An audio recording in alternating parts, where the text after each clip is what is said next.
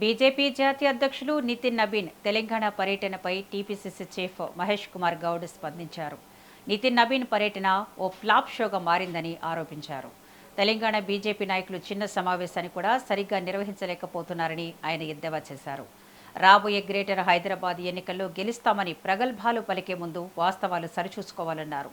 Hyderabad metro విస్తరణకు కేంద్రం నుంచి ఉన్న అన్ని అడ్డంకులను తొలగించి ఆ తర్వాత మిగతా విషయాలపై మాట్లాడాలన్నారు.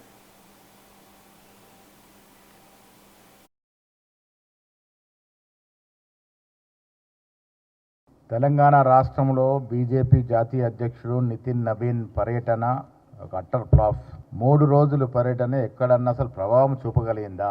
దీన్ని బట్టి అర్థమవుతుంది బీజేపీకి తెలంగాణ రాష్ట్రంలో అవకాశము లేదు, అవసరము లేదు.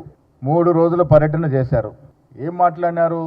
కాంగ్రెస్ ముక్త్ తెలంగాణ. అసలు ముబీన్కి తెలంగాణ మీద ఏదైనా అవగాహన ఉందా? అసలు తెలంగాణ ప్రజానీకం మీద, తెలంగాణ భౌగోళిక పరిస్థితి మీద, తెలంగాణ సాంఘిక పరిస్థితుల మీద, తెలంగాణ కుల సమీకరణ మీద, 1969 తెలంగాణ ఉద్యమం మీద, మొన్న జరిగిన తెలంగాణ ఉద్యమం మీద అసలు ఏదైనా అవగాహన ఉందా?